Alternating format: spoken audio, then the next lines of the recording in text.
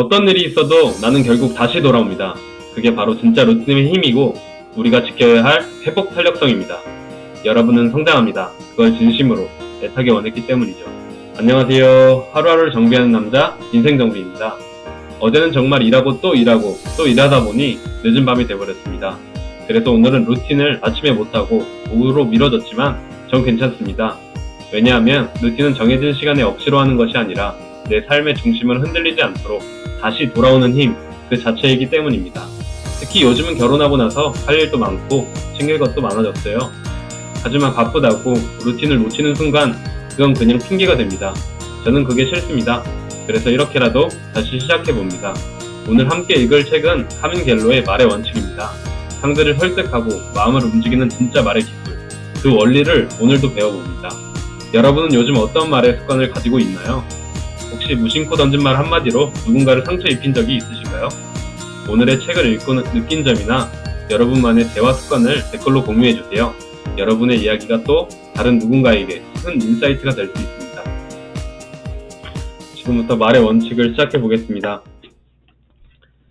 프롤로그를 먼저 시작으로 역사를 이어온 말의 원칙, 구글, 에어비앤비, 맥킨지 같은 유수의 기업을 이끄는 리더들, 세계적으로 인정받는 신생기업의 창업 자금을 대는 투자자들, 400km 상공에서 지구를 내려다보는 우주 비행사들, 지구에서 별들을 올려다보며 태양계 바깥을 탐구하는 과학자들, 이처럼 각 분야에서 스타가 된 이들이나 꼭 스타가 아니더라도 첫 직장에서 잘 자리 잡은 사회 초년생이나 동료들 가운데 가장 먼저 승진한 실무자, 창업에 성공한 기업가들과 두루 대화를 나누다 보면 그들이 성공의 비결로 모두 한 가지를 꼽는다는 걸 알 수 있습니다. 다름 아닌 의사소통의 능력이다. 이들은 상대의 마음을 꿰뚫고 원하는 대로 움직이는 설득 기술이 없었다면 현재의 자리에 있기 어려웠을 거라고 입을 모은다. 나는 그들과의 대화를 통해 알게 된 사실을 이 책에 속속들이 담았다. 지난 20년 동안 뇌 영상 촬영술이 발전하면서 우리는 실시간으로 두뇌 활동을 관찰할 수 있게 되었다. 두뇌의 혈류를 연구하는 과학자들은 효과적인 의사소통의 비밀을 발견했다. 특정한 단어, 발언자, 스타일이 정서적 공감대를 형성하는 진짜 이유가 밝혀진 것이다.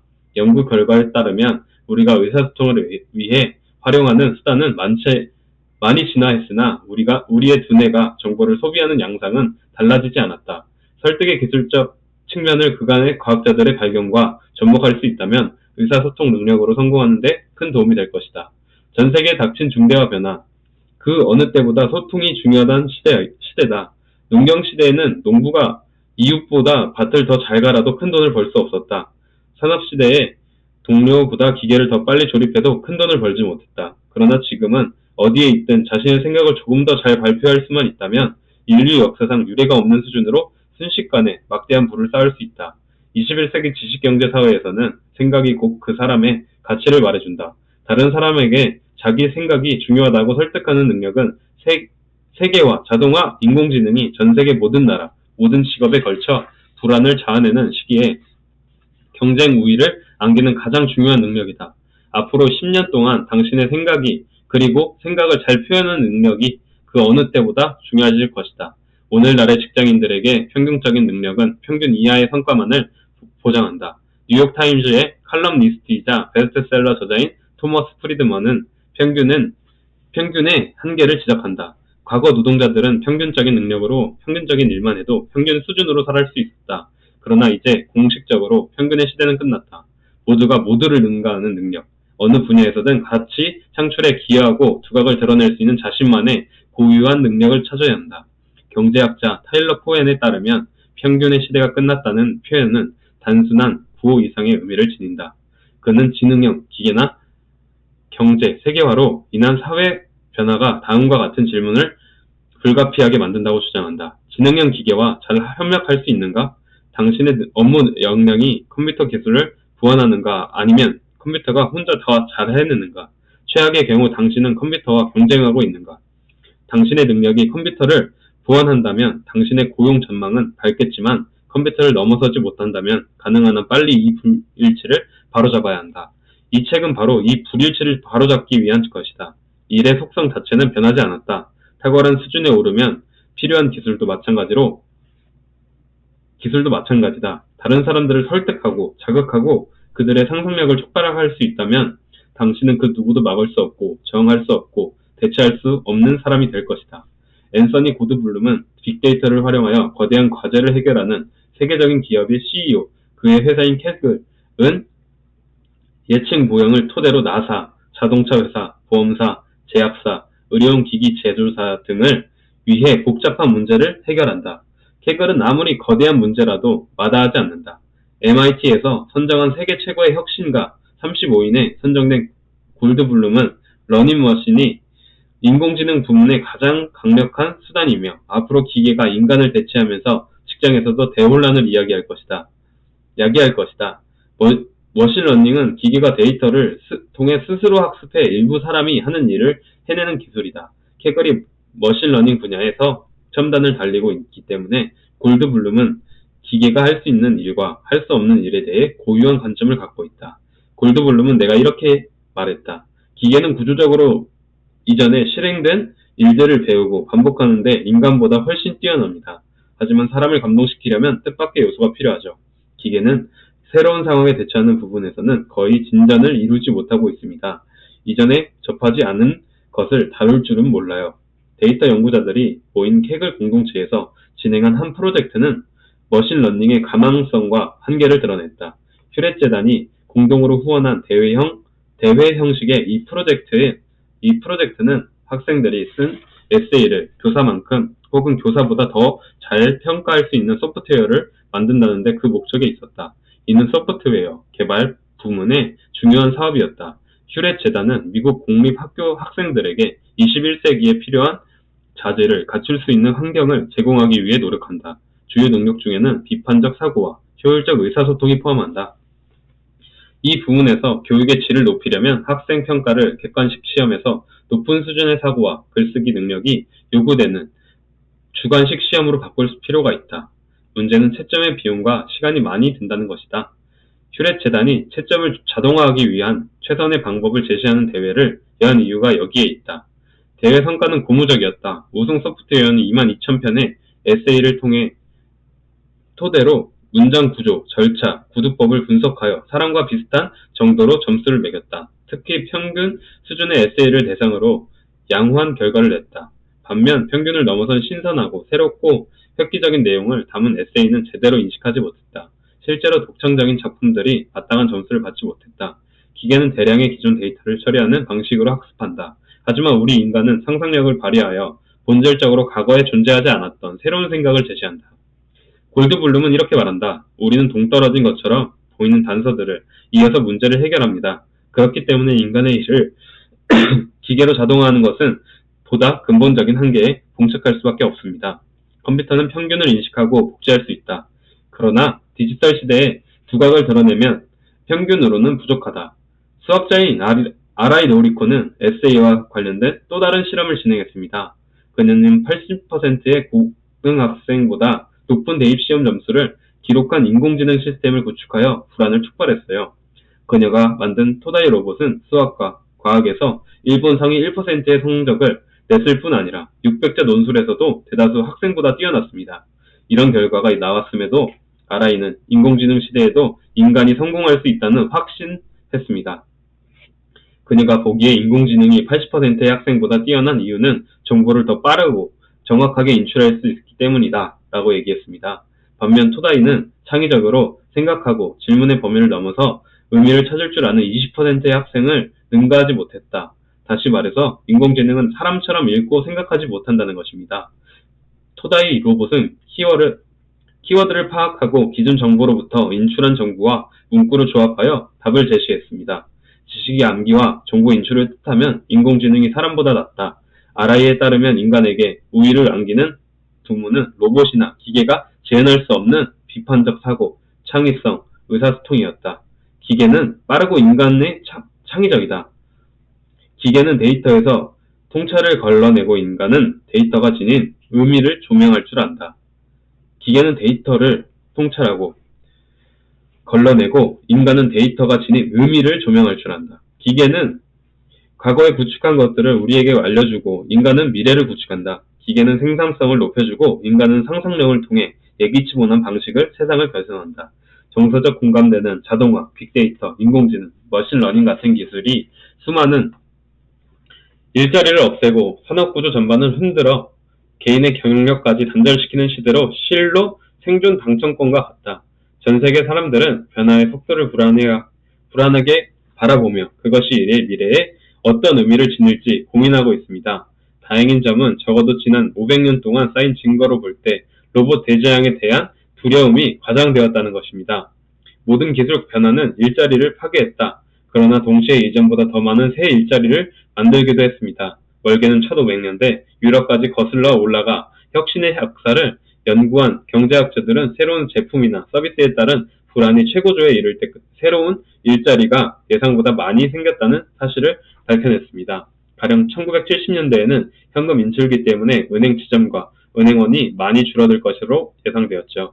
그러나 현재는 은행들이 1980년보다 많은 직원들을 고용하고 있습니다. 다만 은행원들이 하는 일이 바뀌었을 뿐이죠. 고객관리 업무가 단순 송금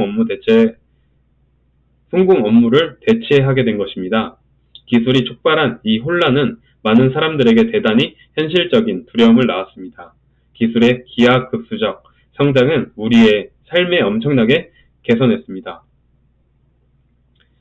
거의 모든 척도에서 지금이 그 어느 때보다 살기 좋은 시절이다. 그러나 예기치 못한 진전은 컨설팅 기업인 타워스 왓슨이 말한 지각 변동을 일으켰다. 21세기 직장인들은 이제 새로운 기술이 있어야 한다. 옥스퍼드 대학의 연구진은 700여 개의 직업을 면밀하게 분석한 후 자동화로 현실화하는 직업의 47%가 사라질 것이라는 결론을 내렸습니다. 한 번 더 강조하자면 지금 일자리의 절반은 향후 10년 동안 사라질 전망이다. 이는 육체 노동자들의 일자리를 기계가 대체한 과정의 연장이고 가까운 미래에 자동화가 더 똑똑한 인지 시스템을 통해 더 빠르고 효율적으로 일을 처리함으로써 전 세계에 걸쳐 1억 4천만 명의 지식 노동자들을 대체할 것입니다. 연구 결과에 따르면 이런 위험은 국가와 지역을 가리지 않을 뿐 아니라 운송, 기술, 의료, 유통, 법률, 금융 등 거의 모든 부문에 걸쳐 동일하게 존재한다.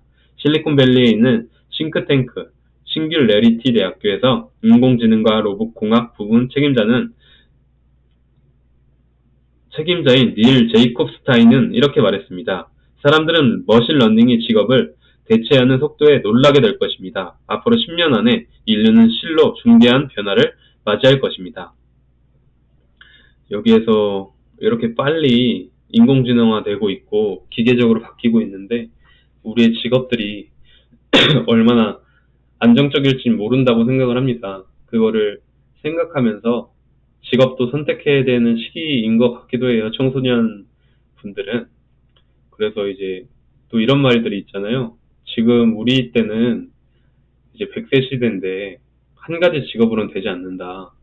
여러 가지 직업을 하면서 살게 될 것이고 엔잡러들이 많다. 이런 말들이 많습니다.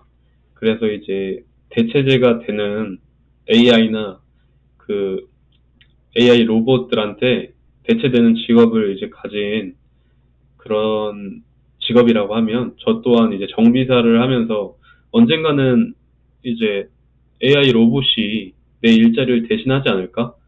아니면 내 일을 진단하는 것을 AI가 하고 수리는 사람이 하나? 뭐 이런 생각도 할 수 있을 것 같습니다. 뭐 당장에는 크게 뭐 오래 걸릴 거라 생각을 하지만 또 이게 얼마나 빨리 발전됨에 따라서 저의 일자리도 빼앗길 수 있기 때문에 그 전에 이제 잘 생각하면서 앞으로 어떤 구조로 진화해 나가야 될지 저도 성장해 나가야 될지 다시 한번 생각하는 계기가 될 것 같습니다. 다음으로 넘어가 소프트 스킬이 절실한 이유. 어떤 직업이 언제 자동화될지에 대한 예측은 아직 정확하지 않다. 그러나 사람들이 앞으로도 인간이 하기를 바라는 역할에 대해서는 예측할 수 있다. 말 잘하는 사람은 더 나은 보상을 얻을 것이다. 사람들에게 자극을 주고 다른 사람들의 상상력을 촉발할 수 있는 사람은 매우 유리한 입장에 설 것이다. 제이콥 스타인은 이렇게 말한다. 기계가 인간의 감정을 읽는 법을 배울 수는 있지만 인간의 감정을 느낄 수는 없습니다. 이는 대단히 중요한 차이입니다. 하드 데이터는 소프트 스킬이 절실하게 필요하다는 사실을 보여준다. 400명의 인사 및 채용 전문가를 대상으로 실시한 조사에서 94%가 경력 사항이 더 화려해도 언어 능력이 떨어지는 사람보다 간보로 승진할 가능성이 높다고 말했다. 경력사항이 더 화려해도 언어 능력이 떨어지는 사람보다 뭔 말이지? 전문가를 대상으로 실시한 조사에서 94%가 경력사항이 더 화려해도 언어 능력이 떨어지는 사람보다 간부로 승진할 가능성이 높다고 말했다. 업계 간부들은 분명하고 간결하게 의사를 전달하면서 동료와 고객들을 고무하고 일에 끌어들일 수 있는 사람을 찾기가 힘들다고 말한다. 월스트리트 저널에 따르면 이런 능력이 회사에서 두각을 드러내는 직원과 근근히 버티기만 하는 직원의 차이를 만든다고 한다. 이런 능력은 고용자가 항상 필요로 하는 자질이었지만 경제 체제가 변하면서 특히 요즘 더 중요시하는 경향이 있다. 기업들은 반복 업무를 상당수 자동화하거나 외주로 돌렸다. 계속 남아있는 직책은 비판적 사고나 공감 능력 혹은 컴퓨터가 쉽게 모방할 수 없는 능력을 요구한다. 실제로 의사소통 같은 보다 근본적인 능력이 가장 중요하다. 구직자와 일자리 정보를 연결하는 소프트웨어 기업 버닝 글래스가 실시한 조사에 따르면 고용자들은 심각한 기술 간극에 직면해 있다. 소셜미디어에 올라온 수백만 건의 구직 광고를 분석한 결과 의외로 기술직에서 글쓰기와 의사소통 능력이 직무 소개에 제시한 수준보다 훨씬 중시되었다. 여기에서 제가 이걸 책을 읽으면서 가장 중요한 부분들이 많은 것 같아요. 나중에 지금은 저 혼자 이렇게 읽는다고 있지만 이렇게 유튜브를 켜놓고 이걸 정리하면서 나중에 정리본을 하나 만들면은 정말 좋을 것 같습니다. 하와이 데저팅님처럼 진짜 엑기스만 쪽쪽 뽑아서 이렇게 영상을 만들면 좋은 결과가 있지 않을까 또 생각하면서 저도 한 번 더 공부하게 되고 한 번 더 듣게 되고 이제 예스 복습 뭐 이런 거를 다 해야 되는데 저는 이런 게 좀 부족하다고 생각을 합니다. 그래서 이렇게 꾸준히 하려고 하고 있고요. 지금 방금 엄청 중요한 부분이 이렇게 스쳐 지나갔는데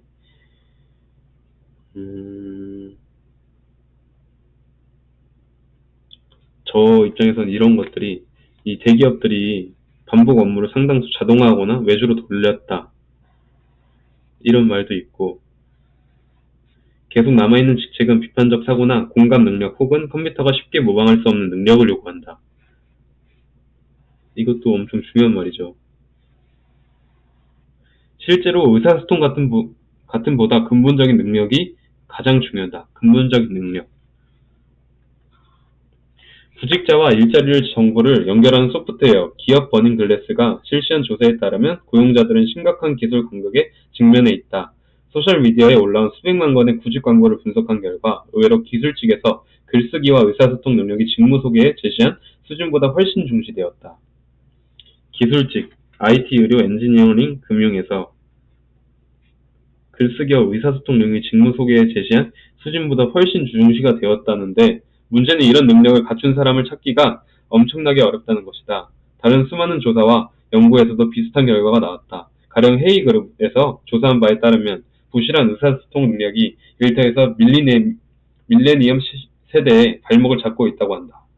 미국, 인도, 중국에서 450명의 인사 책임자를 대상으로 조사한 결과 80%가 기술적 숙련도와 의사소통 능력을 함께 갖춘 인재를 찾는데 어려움을 겪고 있다고 밝혔다. 기술적 숙련도와 의사소통 능력이 함께 갖춘 인재를 찾아야 되는데 없다고 합니다. 즉 사회성과 공감 능력은 앞으로 업계에서 성공하는 데 대단히 중요한 역량이지만 요즘 대학 졸업자들에게서는 찾기는 어렵다. 그래서 의사소통 능력을 갖춘 인재는 희소 가치를 지닌다. 이 의사소통 능력을 갖춘 인재는 희소 가치를 지닌다. 대다수 조사 대상자들은 대학 졸업자들이 공감 능력과 사회성을 높이는 스킬을 신속하게 연마하지 않으면 복잡한 직무 과정에서 제대로 성과를 낼 수 없다는 것을 말한다. 그래서 앤서니 골드블룸은 자기 생각을 제대로 전할 줄 알고 사람들의 주의를 끄는 능력이 있는 사람은 쉽게 대체되지 않을 거라고 주장한다. 또한 워런 버핏도 같은 관점에서 이렇게 말한다. 색다른 사람이 두각을 드러낼 것입니다. IQ 200 그런 게 중요한 게 아닙니다. 사람들 앞에서 정말로 편하게 말하는 능력을 갖추면 스스로 기대한 수준보다 훨씬 더 빨리 두각을 드러낼 수 있을 것입니다. 이런 능력은 50년, 60년 가는 자산입니다.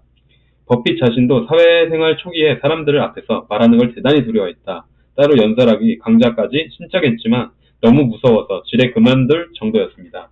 그래도 용기를 내서 재차 시도한 끝에 겨우 수료할 수 있었다. 지금도 버핏의 사무실에는 대학 졸업장이나 대학원 졸업장이 아니라 연설교육 수료증이 자랑스럽게 걸려 있다. 버핏은 콜롬비아 대학교 경영대학원 학생을 대상으로 한 강연에서 이렇게 말했습니다. 여러분이 앞으로 벌 돈의 10%를 내가 갖는 조건으로 바로 지금 10만 달러를 줄 테니 관심 있는 사람은 강연 후에 찾아오세요. 여러분이 앞으로 벌 돈의 10%를 내가 갖는 조건으로 바로 지금 10만 달러를 줄 테니. 이제 의사소통 능력, 연설 능력만 제대로 익혀도 자신의 가치를 50%는 높일 수 있습니다. 그렇다면 15만 달러를 주겠습니다. 이 말은 연설 능력이 앞으로 경력을 진전시키는데 가장 중요하다는 사실을 강조한다. 연설 능력. 맞습니다. 저도 이렇게 부족한 점이 많아서 제가 항상 혼나고 있는 게 와이프한테 말 때문에 말투가 왜 그렇게 거치냐, 그렇게 말할 수밖에 없냐, 이런 말을 많이 듣습니다. 또 말투도 중요하지만 표정도 중요하고 또 이제 언어 선택도 당연히 중요하죠. 하나하나 다 중요한데 그게 이제 꾸준히 돼야 되는데 완벽하지도 못하고 부족하고 하니까 이제 종종 싸우게 되는데, 여기에서 말하기로 한마디로 이렇게 의사소통 능력이 얼마나 중요한지 처음부터 이렇게 쭉 이야기를 해주고 있는데요. 아까 처음에 이렇게 밑줄 그은 것처럼 기업들은 반복 업무를 상당수 자동화하거나 외주로 돌렸다고 합니다. 여기에서 제 직업을 이렇게 대조를 해보면 이런 생각도 들어요. 저희가 하는 작업이 물론 단순 작업이기도 하지만 반복되는 작업들이 많잖아요. 그래서 또 이제 뭐 같은 정비소를 봤을 때 그게 어떻게 보면은 수익으로 봤을 때는 그렇게 돌리는 게 맞지만 또 소비자 입장에서는 저한테 이제 정비를 받으러 왔고, 예를 들어서 아니면 사장님한테 받으러 왔거나 아니면은 다른 팀원들한테 받으러 왔을 수도 있잖아요. 그런 걸 봤을 때 외주를 주는 거는 또 그렇게 갈팡질팡한데, 어떻게 보면 단순 작업이다 보면 그런 건 할 수 있지만 또 여기에서만 할 수 있는 그런 거를 요구하기도 한다 라는 말을 여기에서 의미로 받아들일 수 있을 것 같습니다. 이제 저희 가게만의 메리트, 아니면 저희 가게만 독보적으로 할 수 있는 것은 아니지만 또 어떻게 보면 이 주변에서 전국구로 보자면 뭐 다 많이 하겠지만 이 주변에서 뭐 유일무이하게 하는 기술이 있다든지 그런 게 있다고 하면 사람들이 많이 몰려오지 않을까라고도 생각을 합니다. 그 근본적인 능력이 가장 중요시 된다라고도 얘기를 하고, 또 이제 그건 이제 기계한테 뺏길 수 있으니까 AI한테 이 의사소통 능력을 갖춘 인재는 희소 가치가 있다. 이제 의사소통 능력도 있고 기술적인 능력도 있으면 이만큼 이렇게 갖춘 인재를 찾기도 힘들고 희소 가치가 있다고 하는 말이 맞는 말인 것 같습니다. 뭔가 사람은 완벽하지 않다라는 말도 있지만 또 이렇게 완벽에 가깝게 되기 위해서 노력하고 성장하고 하는 건데,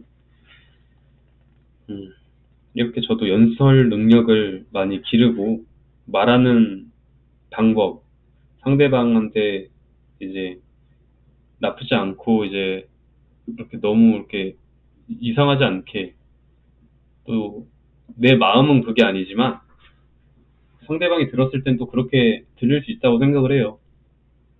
그러니까 이 마음을 진심 담아 그대로 전달할 수 있는 방법들을 그냥 알아가야 될 것 같습니다. 빨리 저도. 그랬고 오늘 독서는 여기까지 마치겠습니다. 혼잣말이 많이 길었는데 저도 이제 책을 읽으면서 느낀 점에 대해서 이렇게 계속 꾸준히 이야기하는 습관을 들여야 될 것 같아요.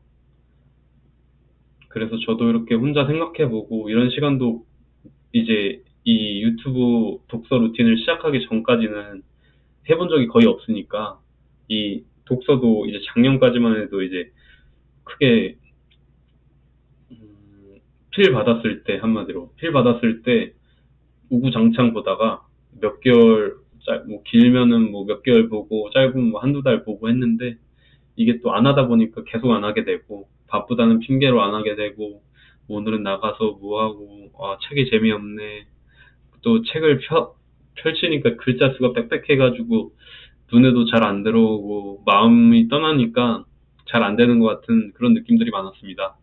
그래가지고 그냥 꾸준히 한 페이지라도 읽자라고 생각하면서 10분씩 읽고 20분씩 읽고 하다 보니까 이렇게 꾸준히 오게 되었는데, 또 지금 일정들이 많아가지고 일하는 것도 바쁘고 결혼한 지 얼마 되지 않아서 이제 그 축의금 정리도 한번 해야 되는데 아직 못했고, 조금씩 하고 있는데, 그리고 이제 연락도 다 드려야 되고 하다 보니까 일이 산더미처럼 불어나고 있습니다.